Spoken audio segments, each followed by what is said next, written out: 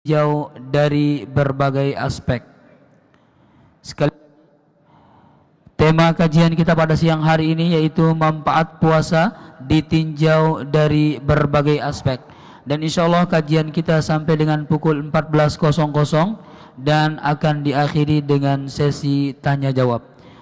Baiklah para hadirin yang dirahmati Allah Subhanahu wa taala, untuk lebih berkahnya kajian kita pada siang hari ini, marilah kita awali dengan sama-sama melafalkan basmalah. Bismillahirrahmanirrahim. Selanjutnya kepada guru kita kami persilahkan. Assalamualaikum warahmatullahi wabarakatuh. Bismillahirrahmanirrahim. Alhamdulillahirabbil alamin. Wal aqibatu lis-shaimin. Fala udwana illa 'alal zalimin. Amma ba'du. Bapak-bapak jamaah salat Jumat yang terhormat, para shaimin rahimakumullah. Syukur alhamdulillah kita sudah berada pada hari yang kelima daripada bulan Ramadan tahun 1440 Hijriah ini. Kita diberikan berbagai macam nikmat oleh Allah Subhanahu wa taala yang kalau coba kita hitung tak mampu kita hitung, tapi tetap wajib kita syukuri dengan syukur yang sesungguhnya. Dulu pernah Nabi Musa alaihissalam tidak merasa puas dengan wahyu yang telah diterima dari Allah Subhanahu wa taala. Akhirnya dia minta lagi, ya Allah, minta lagi wahyu ya Allah. Sudah cukup, kata Allah kepada Nabi Musa. Tambah lagi ya Allah. Ini adalah sebagai tanda bahwa Nabi Musa adalah Nabi yang sangat haus ilmu. Tak pernah bosan dengan ilmu. Samping dia membaca kitab Taurat yang terus diulang-ulangi, dia juga ingin mendapatkan tambahan ilmu. Kalau kau memang ngotot, hai Musa, untuk mendapatkan tambahan wahyu, satu saja tapi langsung kau amalkan. Maka Nabi Musa pun siap. Uskur li hakka syukri. Satu saja, hai Musa, syukurlah kamu kepadaku dengan syukur yang sesungguh-sesungguhnya. Mulai Nabi Musa kelemar-kelemar. Gimana ya Allah? Syukur yang sesungguhnya itu gimana? Sama dengan kita kan disuruh ittaqullaha haqqa tuqatih. Takutlah kau kepada Allah dengan takwa yang sesungguhnya. Ternyata jawaban daripada bagaimana takwa yang sesungguhnya itu ya Rasulullah? Rasulullah pun bingung untuk memberikan jawaban. Sampai Allah menurunkan wahyu, ittaqullaha mastata'tum. Takutlah kepada Allah sesuai dengan kemampuan kalian. Itu sudah yang namanya takwa sesungguhnya.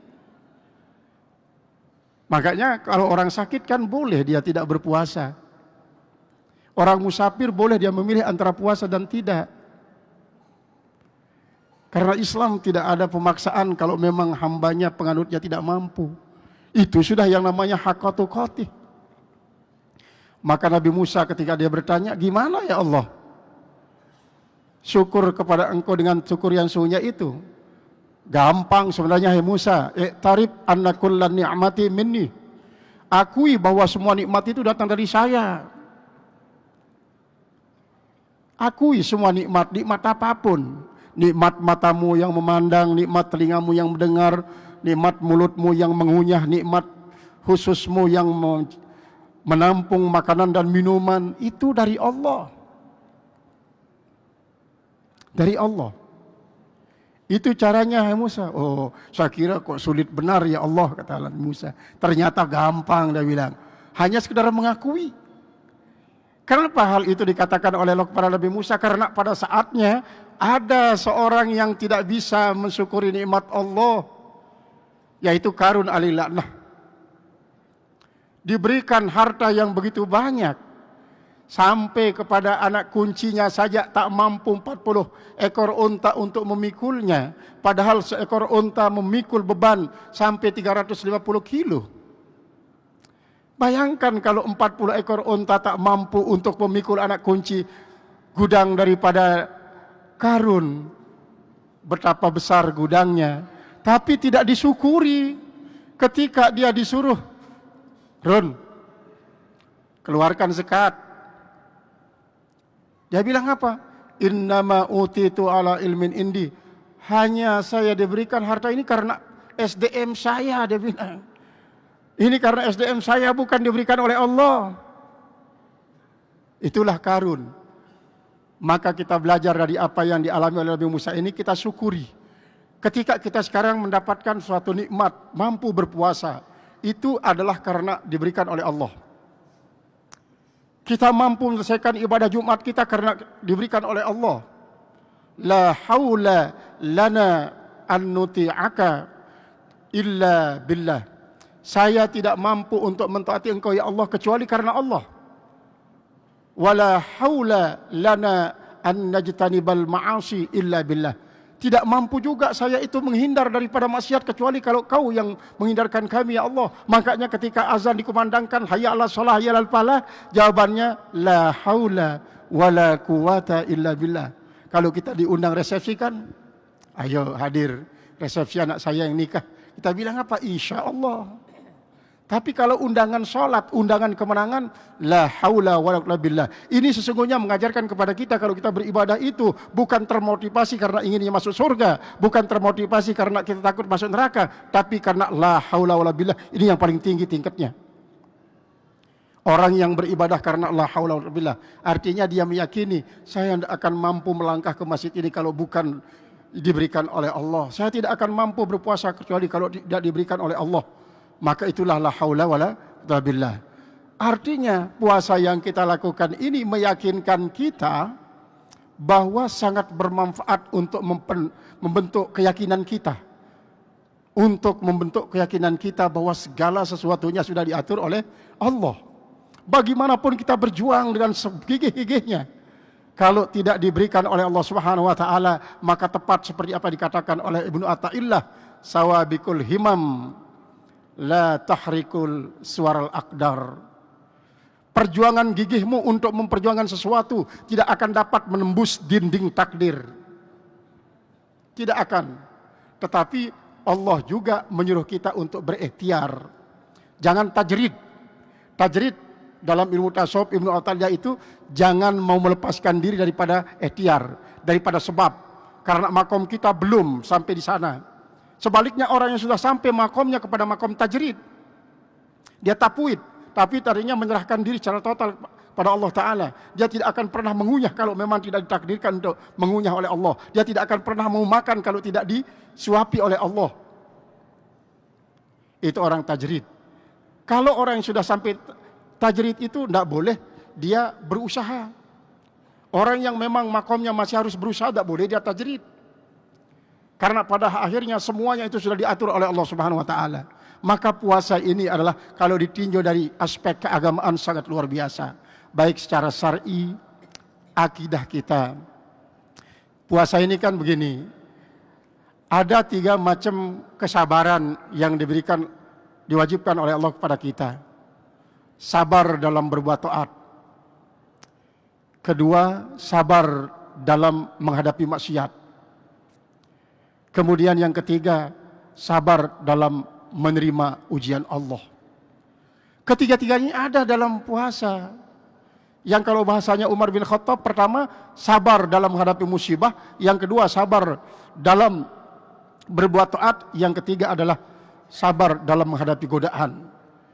Kira-kira yang terberat di antara yang 3 ini mana Bapak Ibu? Kita sekarang, daerah kita sedang dilanda oleh gempa. Banyak yang hancur rumahnya, bahkan keluarganya pun ada yang meninggal. Namun alhamdulillah, tidak ada yang sampai kehilangan iman. Keluarga kita di KLU, di Lombok Barat, Lombok Tengah, Lombok Timur. Walaupun keluarganya boleh hilang, rumahnya boleh hancur, uangnya habis, semua yang berharga bisa hilang, tapi imannya masih tetap utuh, bahkan semakin bertambah kuat. Berarti kan menghadapi musibah ini tidak terlalu berat sesungguhnya. Karena seringkali musibah seringkali membuat kita menjadi semakin kuat iman kita. Makanya kita harus sabar dan redho. Bersyukur juga. Kenapa bersyukur terhadap musibah? Karena bersyukur kita dipilih oleh Allah mendapatkan ujian itu. Bukankah ketika misalnya ada bapak-bapak yang mungkin jadi polisi, jadi tentara, ketika akan diangkat pangkatnya oleh atasannya, dia dipaksa untuk ujian. Mau tidak mau, harus dipaksa untuk ujian agar pangkatmu naik. Kalau saya naikkan cuma-cuma tanpa ujian, saya dianggap orang yang tidak adil. Kata atasan, kalau begitu silahkan ke ujian, saya akan angkat pangkatmu. Begitu juga, siapa yang pernah mau rumahnya diporak-porandakan oleh gempa? Siapa yang mau harta bendanya ditindih oleh reruntuhan bangunan-bangunan rumah tangga sendiri? Tidak ada. Allah memaksa karena Allah ingin mengangkat kelas kita, menaikkan kelas kita menjadi apa? Ibadiyas sabirin, yaitu hamba-hambanya yang bersabar. Karena hamba yang bersabar inilah yang sangat dicintai oleh Allah. Yang kedua, yaitu adalah sabar dalam menghadapi rintangan. Rintangan untuk apa? Berbuat bagus. Misalnya Bapak Ibu, ketika kita sudah berazam untuk berangkat dari rumah ke Masjid Hubbul Waton ini untuk melakukan salat Jumat ataupun untuk mendengarkan kajian-kajian, ada di sana yang jadi penghalang. Mungkin berupa anak, cucu, mungkin juga istri. Jangan Pak, masih ada yang belum kita selesaikan di sini. Belum ada uang untuk beli beras. Karena uang memang ada, langsung diberikan. Ini silakan secukupnya, atur supaya pada sore ini kita cukup berbuka bersama anak-anak dan bersama cucu. Kita terus berangkat. Atau kadang-kadang datang dari setan langsung. Buat apa kau pergi ke Hubbul Waton? Masjid di rumahmu itu ada. Kalau nanti kamu semua yang pergi ke sana, siapa yang menjadi makmum salat Jumat di sini? Itu misalnya. Tapi kita lawan. Nah ini kan kita berhasil sukses dalam menghadapi rintangan. Berarti kita sabar dalam menghadapi rintangan untuk berbuat bagus. Ketika kita juga sudah sampai di sini, setan masih tetap tidak mau mengalah. Dia bilang apa? Dari jauh-jauh kau datang ke sini berarti kau adalah orang yang sangat taat beribadah. Kata si setan. Tujuannya apa? Untuk membuat kita menjadi ujub. Akhirnya betul ya, saya berarti orang yang paling rajin di sini. Ujub, yaitu membangga-banggakan diri, hancur pahala ibadah kita. Bukan yang kita lakukan pada saat itu saja, tapi sejak baru kita mulai mukallaf akan hancur dengan sebab ujub. Kita lupa bahwa kalau begitu bagaimana caranya? Ingat, bukan karena saya, kalau tidak diberikan oleh Allah, tidak mampu melangkah ke sini. Jawab saja dalam hati kita. Itu adalah ujian rintangan. Kemudian ujian godaan ini yang berat ini. Yang paling berat godaan Nabi Yusuf alaihissalam pernah diuji dengan disakiti oleh kakak-kakaknya sampai dilemparkan ke sumur tua. Lalu diambil, lalu dijual kepada seorang saudagar yang kebetulan ngambil air di sumur itu. Ini ujian berat. Dipukuli, dibuang, dijual. Kemudian ujian yang kedua adalah ketika menghadapi ujian dari godaan ini, godaan Siti Zulaikha. Tidak pernah dilihat Yusuf, tapi dilihat dalam mimpi, menyebabkan Zulaikha terus memimpikan Yusuf setiap malam sampai dia bertemu dengan Yusuf. Ketika Yusuf sudah bertemu dengannya, umur Zulaikha lebih besar dari dia. Yusuf baru naik remaja, digoda dengan berbagai macam godaan. Sampai dia ditutupkan 7 kamar dengan 7 pintu yang sudah digembok dari luar. Pada kamar yang terakhir dilengkapi dengan relip-relip yang bernuansa seksual, yang bernuansa erotis. Di sana ada dilihat bahwa relip-relip ini sengaja dibikin oleh seniman-seniman Mesir, di mana para pemuda-pemuda remaja sedang bercumbu rayu dengan pemudi di dalam relip itu untuk mengangkat syahwat daripada Nabi Yusuf. Akhirnya ditambah lagi dengan godaan-godaan, ditambah lagi dengan parfum yang sangat-sangat membangkitkan syahwat. Tapi Nabi Yusuf tetap. Salah satu yang perlu kita cermati, firman Allah yang seringkali dipergunakan oleh orang Yahudi untuk melecehkan Nabi Yusuf, yaitu laula an ra'a burhana rabbih, yang diawali dengan walaqad hamma biha wa hammat bihi laula an ra'a burhana rabbih. Sesungguhnya Yusuf telah berencana sebagaimana Zulaikha berencana. Kalau seandainya dia tidak diberikan penglihatan untuk melihat bukti-bukti dari Allah, itu ada jawabannya, ada jawabnya. Jawabnya, orang Yahudi mengatakan apa? La dakhala wa wata'a Zulaikha. Niscaya dia akan menggauli Zulaikha. Bukan. Nabi Yusuf itu sedikit pun hatinya tidak pernah dikuasai oleh syahwat birahinya untuk berencana menggauli bahkan merangkul Zulaikha. Tidak pernah. Wahamma biha itu artinya maksudnya berencana untuk memukul Zulaikha sesungguhnya. Bukan untuk apa? Bukan untuk mencium Zulaikha, bukan untuk memeluk Zulaikha, bukan untuk menggauli Zulaikha. Tidak pernah ada tersinggah di dalam sanubari Nabi Yusuf untuk hal itu. Tapi orang Yahudi mengatakan berencana untuk memeluknya, berencana untuk menciumnya, berencana untuk menggaulinya. Itu kata Yahudi. Maka kita penafsiran Islam tidak seperti itu. Kalau Zulaikha memang benar dia ingin untuk digauli oleh Yusuf, benar. Tetapi Nabi Yusuf betul karena dia pelihara oleh Allah Subhanahu wa taala. Akhirnya ketika para gadis-gadis Mesir yang didatangkan oleh Nabi Yusuf memotong tangannya, pada saat dia terbelalak matanya melihat ketampanan Nabi Yusuf, semua memotong tangan, tidak ada yang tidak.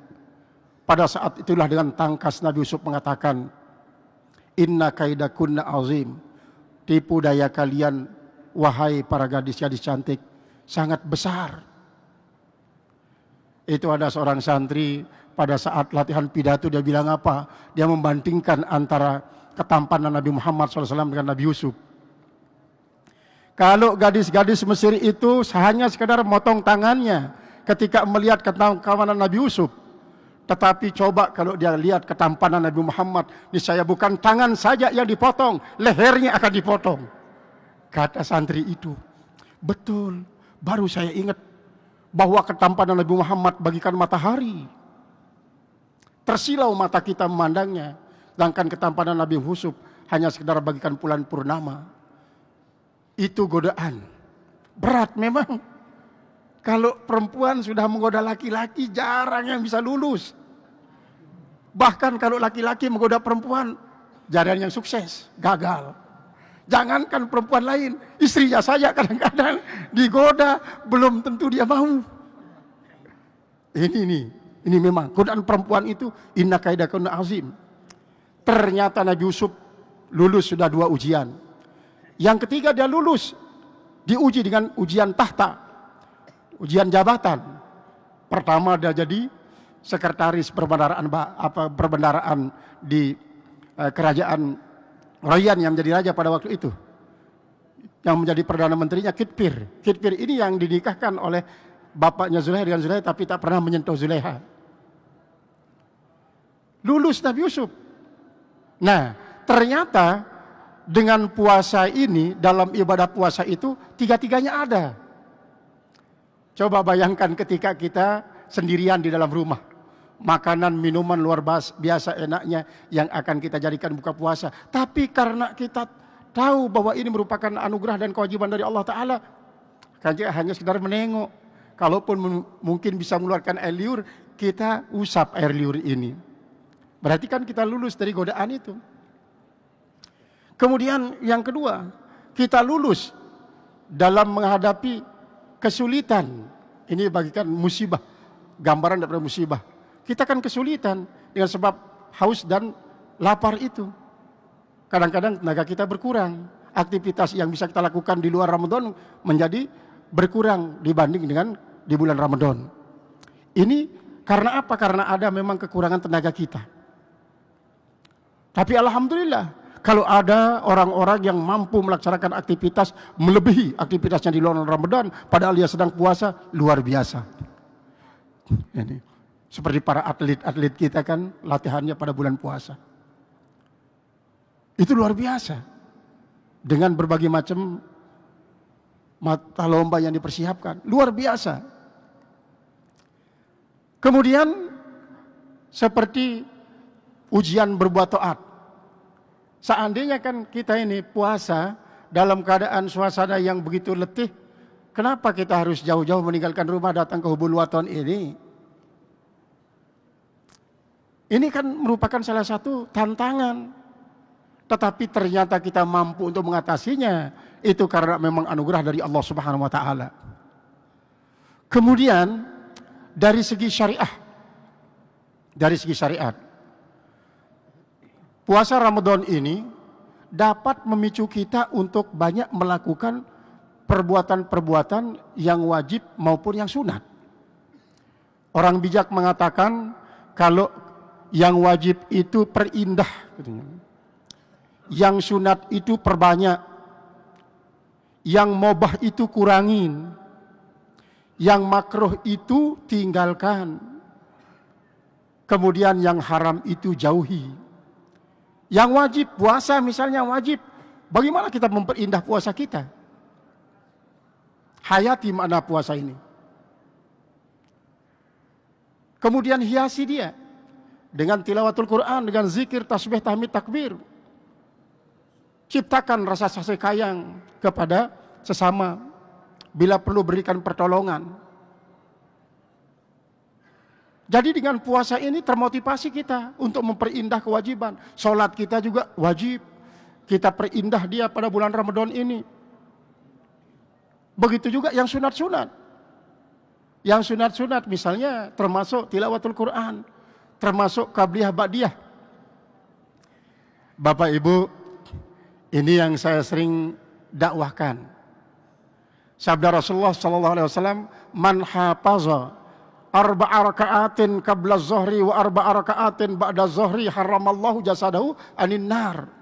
Siapa saja yang memelihara sunat rawatib qabliyah zuhur itu 4 rakaat, ba'diyah zuhur 4 rakaat, Allah mengharamkan tubuhnya disentuh api neraka. Hadisnya muttafaqun alaih.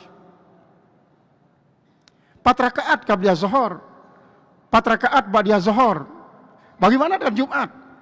Jumat di dalam ibarat dikatakan kazohri dalam segi ba'diyahnya. Jadi ba'diyahnya 6 rakaat, kalau ba'diyahnya 4 rakaat dulu baru disambung 2 rakaat, itu kalau Jumat.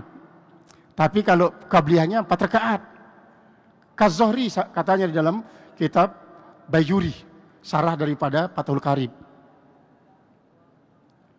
Man hafaza arba rakaatin qablal asri haramallahu jasadahu anin nar.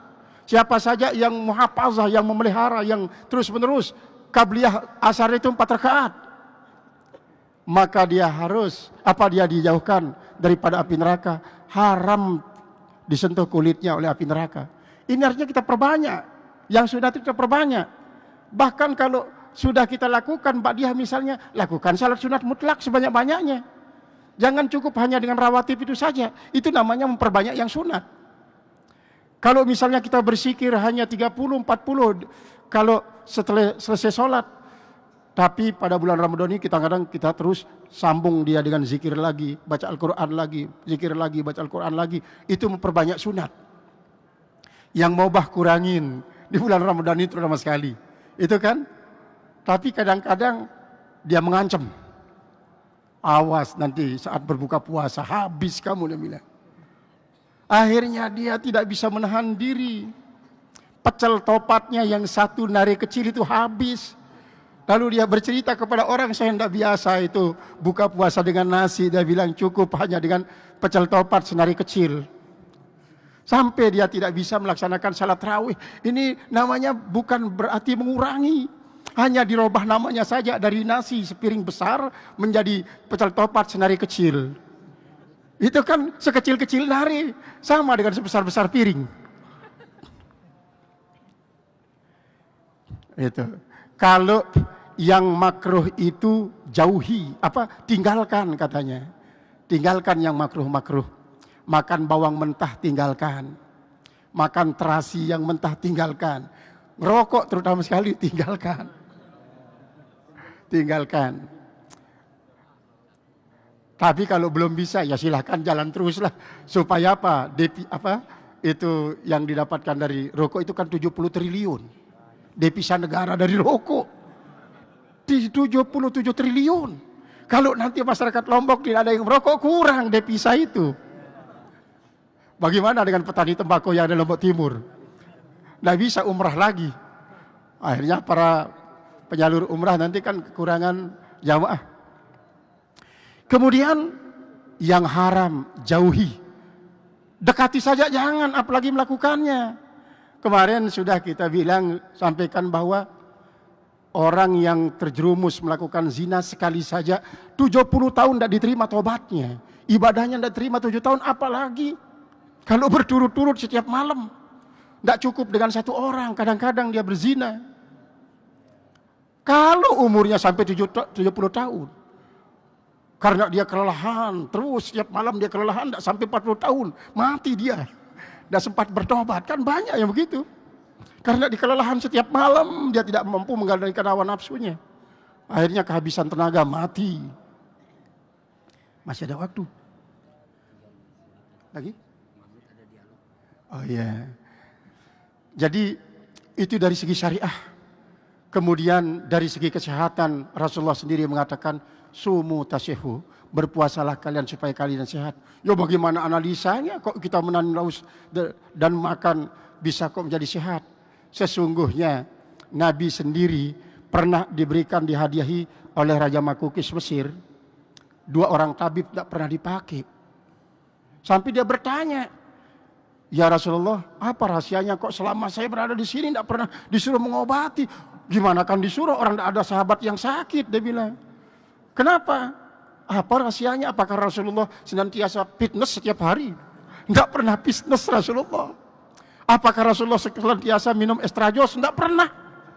Apakah Rasulullah sering minum suplemen? Tidak pernah. Rahasianya gimana? Nahnu ma'asyiral anbiya la na'kulu hatta naju'a wa idza akalna la nashba'u. Rahasianya apa? Kami semua para nabi, kalau kami tidak akan pernah makan kecuali kalau betul-betul lapar. Tapi kalau makan pun tidak sampai kenyang. Sirkulasi udara di dalam perut ini sepertiga untuk makanan, sepertiga untuk minuman, sepertiga untuk udara. Sirkulasinya akan lancar, darah kita pun tidak akan tersumbat. Ini gimana nanti akan tidak tersumbat darahnya? Karena apa? Terlalu banyak gizi yang masuk, akhirnya menjadi overgizi. Nah ini, itu dari segi kesehatan. Sungguhnya banyak sekali Bapak Ibu, manfaat puasa ini ditinjau dari berbagai aspek. Dari segi keamanan misalnya, insya Allah akan aman kalau semua kita puasa dengan puasa yang sungguhnya. Tapi kalau puasa-puasaan ya tidak bisa. Nah ini Bapak Ibu, jamaah yang kami hormati, manfaat puasa ditinjau dari berbagai aspek. Mudah-mudahan ada manfaatnya bagi kita sebagai motivasi kepada kita untuk bangga memiliki ibadah yang bernama puasa, bangga memiliki Ramadan, dan bangga mendapatkan nikmat dari Allah sehingga kita mampu puasa. Atas segala perhatiannya kami sampaikan banyak terima kasih. Atas segala kurang dan khilafan mohon maaf sebesar-besarnya. Wassalamualaikum warahmatullahi wabarakatuh. Waalaikumsalam warahmatullahi wabarakatuh. Luar biasa. Demikian tadi jamaah sudah dijelaskan secara panjang dan lebar bagaimana manfaat daripada ibadah puasa ini ditinjau dari berbagai aspek, dan bagaimana tingkat-tingkat kesabaran serta berbagai macam kisah-kisah hikmah yang kita dengarkan dari guru kita tadi. Mungkin kalau memang ada yang perlu untuk dipertanyakan, kami persilakan 3 penanya saja untuk siang hari ini.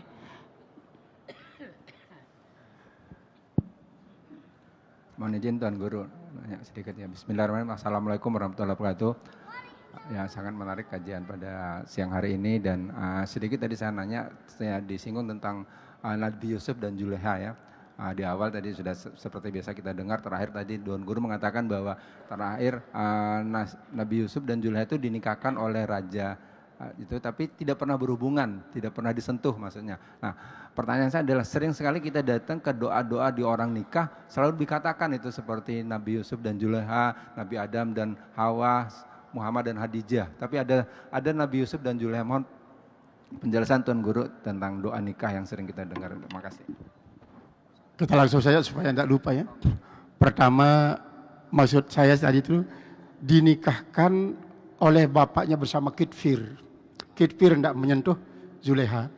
Karena begini, Nabi Zulaiha ketika dia bertemu dengan dalam mimpi dan Yusuf mengatakan, temui saya di Mesir. Dia bilang. Mentarakan tempat tinggalnya Zulaiha itu jauh dari Mesir. Akhirnya berkali-kali bapaknya itu mencari para pemuda-pemuda tampan di Mesir. Semua ditolak oleh Zulaiha. Yang agak mirip dengan mimpi itu adalah Kitfir yang sedang menjadi Perdana Menteri pada waktu itu di mana rajanya Royan. Nah ketika sampai di sana hanya sekedar rupanya mirip. Maulah Zulaiha dinikahkan. Tetapi Zulaiha ini diberikan berbagai macam aksesoris oleh orang tuanya supaya dia berhenti memikirkan orang yang ada dalam mimpinya itu. Tapi tetap saja pada satu waktu datang lagi si Yusuf dalam mimpinya. Akhirnya karena Kitfir ini memanjakan Zulaiha, sedikit pun tidak pernah disentuh. Ujung rambutnya tidak pernah disentuh oleh Kitfir. Dan adapun bersama Yusuf, justru nikahnya bersama Yusuf ini setelah Zulaiha bungkuk. Dia sengaja datang ke istananya Nabi Yusuf. Tidak dikenal kembali oleh Nabi Yusuf. Setelah dia mengatakan, saya ini Zulaiha. Lalu ditanya oleh Nabi Yusuf, di mana kecantikanmu yang dulu? Sudah sirna saya korbankan karena tidak mampu menahan rindu saya kepada engkau, Yusuf. Mana kekayaanmu yang dulu sudah habis saya gunakan untuk mengongkosi orang. Sebanyak 300 ekor unta, memikul inten berlian, emas dan perak. Semua dipergunakan untuk mengongkosi orang untuk yang memberitahukan kepada Zulaiha tentang Nabi Yusuf. Sehingga Zulaiha ini membuat rumah kecil di pinggir jalan asal dia dapat mendengarkan suara tapak kaki kuda Nabi Yusuf. Tapi karena dia tidak juga mampu untuk menahan rindunya, dia datang ke istana. Akhirnya para petugas istana mengatakan, siapa sebenarnya ini nenek tua ini? Bilang, saya Zulaiha sampaikan salam pada raja tua kalian supaya saya bertemu. Akhirnya bisa dipertemukan oleh Allah. Ketika dia dialog begitu panjang, akhirnya terus apa ya maunya sekarang dari saya? Nikahi saya. Nikahi saya, kata Zulaiha kepada Nabi Yusuf. Gimana saya akan nikah? Saya masih muda tampan begini kok. Nenek sudah jadi nenek. Enggak, nikahi saya. Pokoknya hanya itu permintaan saya, nikahi saya. Akhirnya datang malaikat Jibril. Salam Allah kepada engkau. Nikahi perempuan ini. Gimana saya akan menikahi dia? Sudah tua. Bagi Allah gampang. Pokoknya kau sanggup. Sanggup lagi Yusuf. Ketika dia memejamkan matanya sebentar, bagikan mencolok putri Zulaiha itu. Kecantikannya pada waktu berumur 17 tahun itu kembali. Memang kan ini adik-adik kita yang pernah ke Mesir tahu. Kecantikan gadis-gadis Mesir ini kalau berjalan 10 orang, kalau ada satu yang tidak cantik. Kalau ada tidak satu yang tidak cantik. Tanya saja teman ada anak kita yang ke Mesir. Saya kebetulan baru kembali dari Mesir untuk kedua kalinya untuk menerima ijazah berapa ilmu di ulama-ulama Mesir. Akhirnya nikahlah Zulaiha. Dia dikaruniai 2 orang putra. Satu bernama Iprosim, yang kedua namanya Maisha. Dari Iprosim inilah dia punya keturunan, salah satunya bernama Rahmah. Rahmah inilah menjadi istri daripada Nabi Ayub alaihissalam. Ini dalam kitab-kitab tafsir sudah banyak diuraikan di situ. Makanya kalau ada orang yang mengatakan kenapa kok kama Allah tabaina Yusuf wa Zulaiha itu tidak pernah bercinta Nabi Yusuf dan Zulaiha, katanya itu karena dia tidak pernah membaca secara teliti kitab-kitab tafsir yang ditulis oleh para ulama. 2 putranya, Maisha dan Iprosim, itu cucu beliau bernama Rahmah. Ini yang menjadi istri setia daripada Nabi Ayub alaihissalam. Padahal Ayub ini sesungguhnya dia sempupu dengan Nabi Yusuf. Ayub ini adalah cucu daripada Nabi Ibrahim yang didapat dari istrinya yang bernama Kuntoroh. Kuntoroh itu di Madian. Jadi itu Jadi yang tidak pernah disentuh oleh kitpir ya. Kalau Nabi Yusuf ya sama seperti kita. Karena sudah lama dirindukan oleh Zuleha, dia lalu diciptakan kembali menjadi seorang gadis yang sangat cantik. Bagaimana caranya Allah Maha Kuasa kan? Itu. Nanti besok mungkin ada waktu kita sambung ini cerita tentang Nabi Yusuf ketika Nabi Musa diperintahkan untuk memindahkan kuburan Nabi Yusuf yang sedang berada di tengah sungai Nil, yang pada akhirnya dikasih tahu oleh seorang yang sudah berusia 900 tahun. Kok dengan doa Nabi Musa bisa menjadi seorang gadis berumur 17 tahun. Besok insya Allah kita masih ada 1 hari lagi. Tugas saya di sini masih ada waktu. Silakan jemaah, mungkin ada lagi yang masih. Bismillahirrahmanirrahim. Assalamualaikum warahmatullahi wabarakatuh Tuan Guru. Mohon izin nggih. Jadi statement Tuan Guru tadi kan bilang kayak gini. 70 tahun nggak diterima pahala amal ibadahnya kalau bagi orang yang melaksanakan zina. Nah, kalau yang benar-benar bertobat itu bagaimana pandangan Tuan Guru? Jazakallah Tuan Guru, semoga selalu sehat nggih. Jadi tubu ilallahi taubatan nasuha. Nah, tobat itu ada yang tobat yang sesungguhnya, tapi juga ada tobat yang ada penghalangnya. Ada penghalangnya. Kalau memang penghalang itu bisa ditabrak, maka taubatan nasuha itu akan bermanfaat. Tapi kalau halangan itu tidak bisa ditabrak, maka tobat itu akan menjadi sia-sia. Nah, tapi mohon maaf, kita sebagai umat Islam jangan berputus asa. Pengampunan Allah jauh lebih tinggi, lebih besar. Bertobatlah dengan tobat yang sesungguhnya. Insya Allah Allah akan mengampuni tobat itu. Yang penting kita betul-betul. Dengan syarat yang sudah ditentukan bahwa kalau dia berhubungan dengan Allah, pertama kita berhenti. Kedua kita menyesal, yang ketiga berazam untuk tidak kembali melakukan perbuatan dosa itu. Kalau dia berhubungan bersama manusia, minta ridho. Zina ini berhubungan dengan manusia atau berhubungan dengan Allah. Nah, itu. Ada cirinya Bapak Ibu, dosa yang berkaitan dengan Allah semata dan dosa yang berkaitan dengan sama manusia. Kalau dia mewajibkan kisos, itu adalah dosa itu berkaitan dengan manusia. Kalau hanya mewajibkan had zina itu bukan kisos ya. Hadus syirki, pemotongan tangan bukan kisos, tapi had. Had minum bukan kisos, tapi had. Kalau kisos itu dibales. Kalau kita motong tangan orang, potong. Nah itu kisos. Ini berkaitan dengan manusia. Bagaimana dengan mencuri? Mencuri itu akan bisa menjadi berkaitan dengan manusia. Kalau memang ada kaitannya dengan kita membunuh orang itu.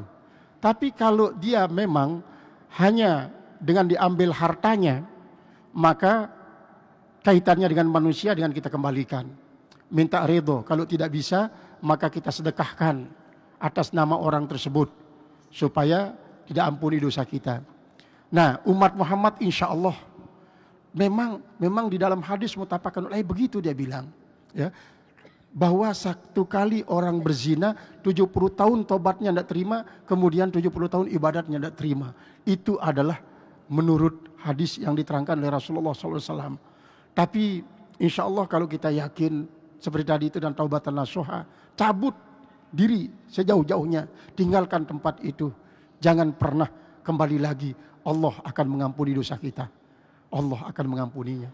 Sebab begini Bapak, di dalam sebuah riwayat ada seorang yang sangat saleh, jadi pemimpin sangat saleh, sangat warak lagi, sangat warak. Tapi pernah satu kali dia bertemu dengan seorang gadis cantik, dia lihat matanya begini, dia langsung tarik, istighfar, hanya sekedar satu kedipan saja. Tapi ketika dia meninggal dunia, karena dia zahirnya adalah orang saleh, semua orang di daerah itu tidak ada yang ketinggalan, laki dan perempuan, anak-anak dan sampai yang berusia tua hadir pemakamannya. Ada seorang sahabatnya yang sudah mukasyafah, bisa dibukakan hijab untuk melihat keluarganya sudah meninggal, datang ke kuburannya, lalu dibukakan hijab. Bagaimana keadaannya di alam barzah sekarang?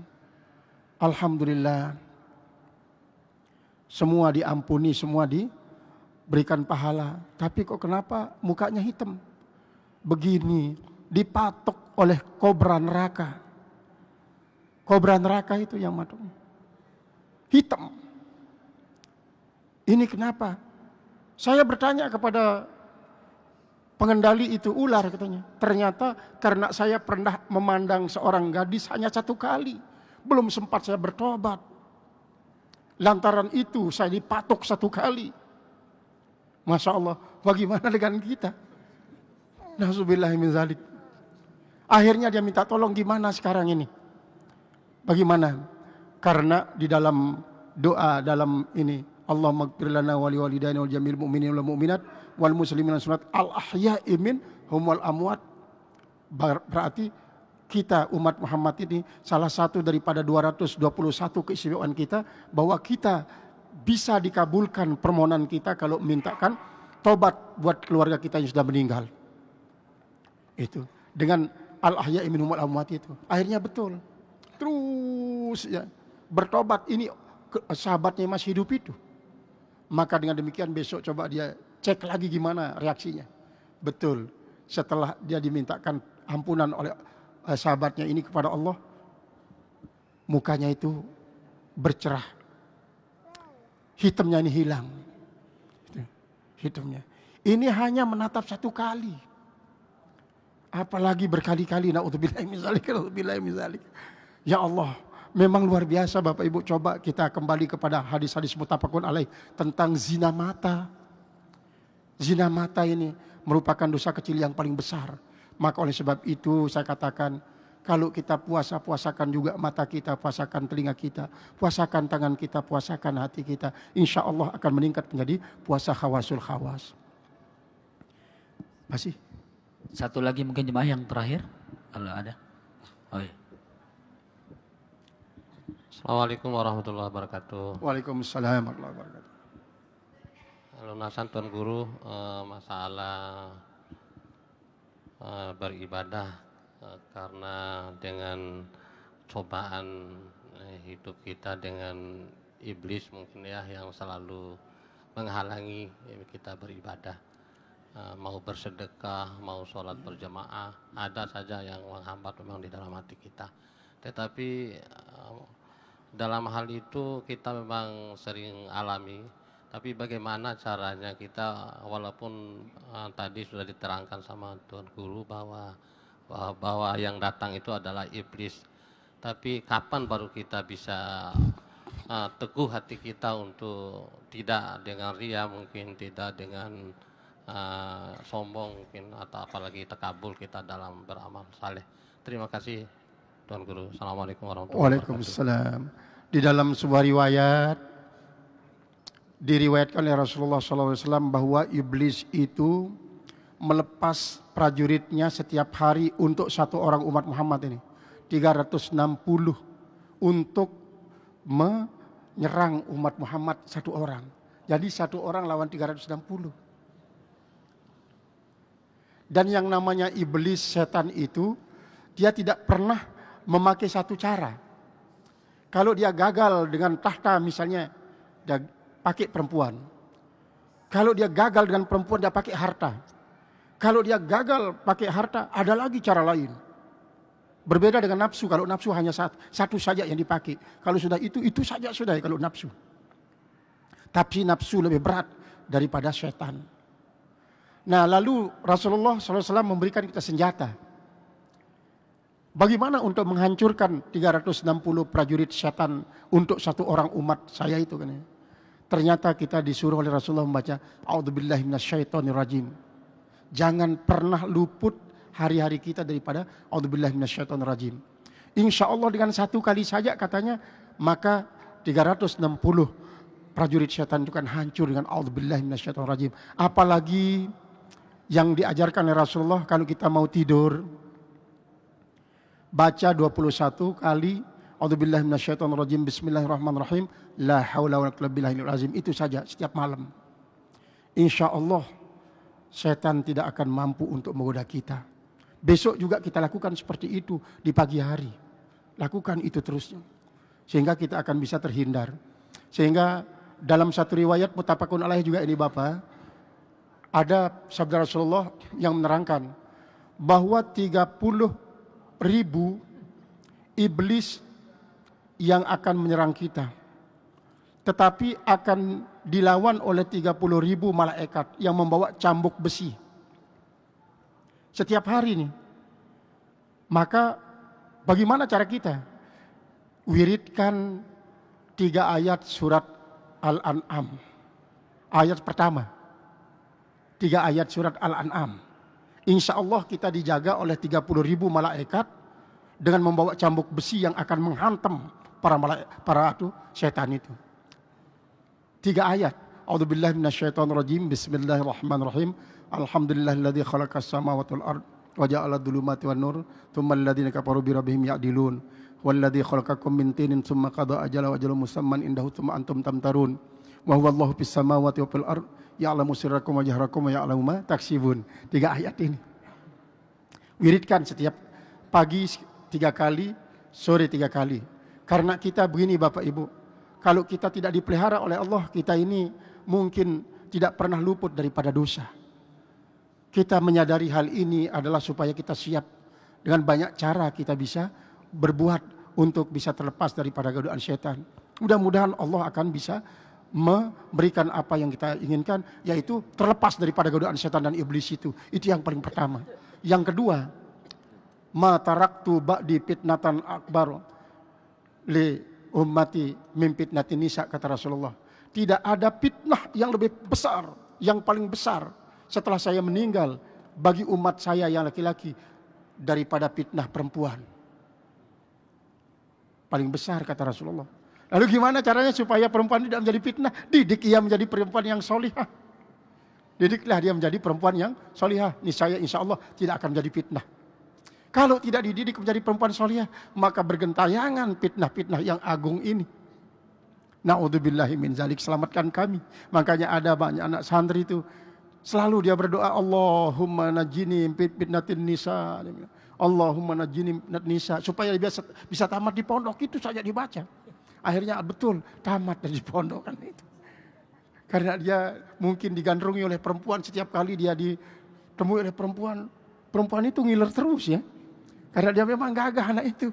Selalu dia berdoa, Allahumma najini min fitnatin nisa, selamatkan saya dari fitnah perempuan. Dia bilang, alhamdulillah selamat anak ini. Mungkin itu juga bisa kita lakukan. Karena fitnah perempuan luar biasa. Lebih besar daripada fitnah setan. Inna kaidah syaitani kana da'ifa, kata Nabi Yusuf. Sungguhnya godaan setan itu dia lemah. Tapi godaan perempuan yang sangat berat. Sangat berat. Mudah-mudahan dengan puasa Ramadan yang kita lakukan ini, kita bisa selamat dari segala macam godaan, baik godaan setan maupun godaan nafsu dan godaan perempuan. Godaan dunia, godaan harta dan godaan takhta. Agar kita diberikan jalan lurus oleh Allah Subhanahu wa taala. Dan mari kita tutup dengan doa kafarat majlis. Subhanakallahumma rabbana bihamdika asyhadu an la ilaha illa anta astaghfiruka wa atubu ilaik. La haula wala quwwata illa billahil azim. Assalamualaikum warahmatullahi wabarakatuh. Jamaah yang dirahmati Allah Subhanahu wa taala, demikianlah kajian kita untuk siang hari ini. Semoga mendatangkan keberkahan, kebahagiaan untuk kita semua. Baik, terima kasih atas segala perhatian. Mohon maaf kalau ada kekurangan. Wabillahi taufiq wal hidayah. Wassalamualaikum warahmatullahi wabarakatuh. Waalaikumsalam.